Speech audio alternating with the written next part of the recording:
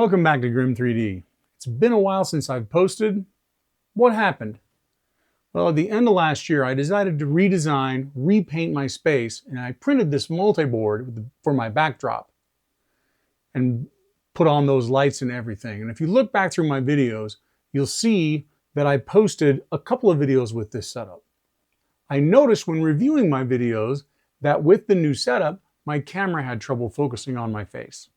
It'd toggle back and forth and would make me just crazy watching my own videos. So I spent a bunch of time trying to figure out that focus issue. I tried new lighting, I tried manual focus, more lights, less lights, nothing seemed to work. Through some research, I found that the model of the camera that I was using was known to have issues, especially when shooting in 4K. I really liked that camera otherwise. It was a Lumix G7 with a great lens.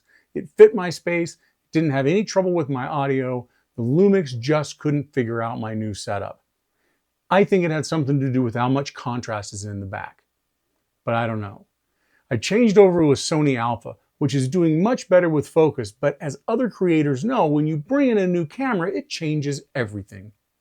I had to order a new lens, I had to change back to using a tripod, adjust the lighting. For some reason, the Sony Alpha hated my microphone setup. So it was important to get that worked out before I could shoot anything. After spending months on these issues, ordering stuff over and over, getting stuff in the mail, waiting, I think everything is worked out now, and I'm ready to continue posting weekly videos for my subscribers. Let me know down in the comments what you think of the new setup. Is the video quality clean and sharp? Is the audio sounding good on your end? I'd really like to know, so please leave me an honest comment.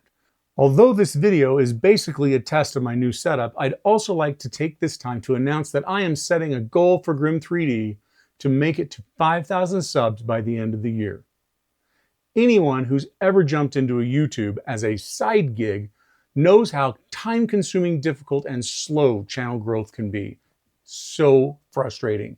So if you think this will be an interesting journey, smash that like button and consider subscribing to help us continue to bring you solid 3D printing information, tips, and tricks. Remember to set your subscription to all so you don't miss any upcoming videos. Thanks for sticking with us, and we'll see you out there.